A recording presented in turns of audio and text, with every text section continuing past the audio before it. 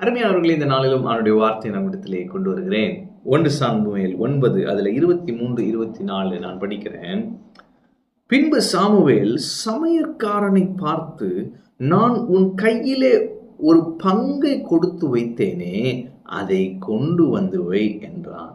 அப்பொழுது சமையல்காரன் ஒரு முன்னந்தொடையையும் அதனோடு இருந்ததையும் எடுத்துக்கொண்டு வந்து அதை சவுலுக்கு முன்பாக வைத்தான். அப்பொழுது சாமுவேல், இதோ இது உனக்கென்று வைக்கப்பட்டது, இதை உனக்கு முன்பாக வைத்து சாப்பிடு.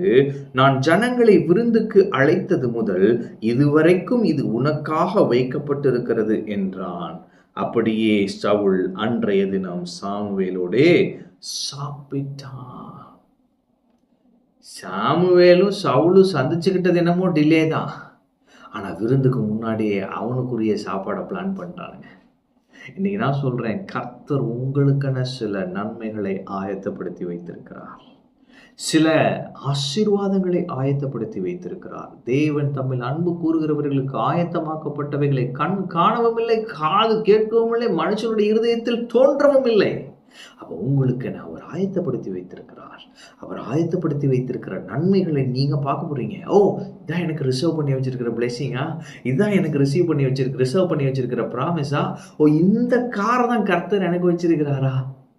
கர்த்தர் சொல்றாரு, உனக்காக ரிசர்வ் பண்ணி வச்சிருக்கிறேன், உன் பேர் டேக் பண்ணி நான் வச்சிருக்கிறேன் என்றார். ஆமென். அப்போ உங்கள் பெயர் எழுதப்பட்ட, உங்களுடைய ஒதுக்க வைக்கப்பட்ட, உங்களுக்கென ஒதுக்கி வைக்கப்பட்ட உங்களுடைய நன்மைகளை இன்றைக்கு நீங்க அனுபவிக்க போறீங்க. ஆமென். ஒரு முன்னந்தொடையையும் அதனோடு இருந்ததையும். அப்போ அப்படி நான் பார்பிக்யூ மாதிரி ரெடியாக வச்சிருப்பான் போறேன், நிறைய வச்சிருப்பான் போறேன், அதோட ஆட்ஆன்ஸ். நான் சொல்றேன், உங்களுக்கு நான் ஆயத்தமாக்கப்பட்ட உங்க நன்மையை இன்னைக்கு பார்ப்பீங்க. அன்னைக்கு சவுல் அதெல்லாம் எதிர்பார்க்க கூடல. அவன் கழுதை தேடி வந்துட்டு இருக்கான். இங்கே பார்த்தா பெரிய விருந்து, அது இவனுக்கு மட்டும் ஒரு ஸ்பெஷலாக ரெகக்னைஸ் பண்ணி இவனுக்குன்னு ஸ்டோர் பண்ணி வைத்திருக்கிற பிளெஸிங்கை கொடுக்குறாங்க. உங்களுக்குன்னு ரிசர்வ் பண்ணி வைத்திருக்கிற பிளெஸிங்கை இன்னைக்கு பார்க்க போறீங்க.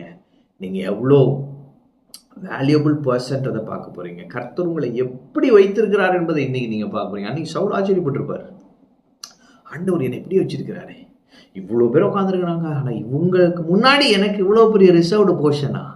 இன்னைக்கு கர்த்தர் உங்களை அப்படியே அங்கீகரிக்க போகிறார். உங்களை ரெக்கக்னைஸ் பண்ணி உங்களுக்கு நான் ரிசர்வ் பண்ணி வைத்திருக்கிற நன்மையை உங்களுக்கு கொடுப்பார். நீங்கள் அனுபவிப்பீங்க. நீங்கள் எதிர்பார்த்திராத பெரிய நன்மைகளை அனுபவிக்கிற நாளாய் இந்த நாள் இருக்கும். ஆமென். கர்த்தர் உங்களோடு இருக்கிறார். கர்த்தர் உங்களை ஆசீர்வதிப்பார்.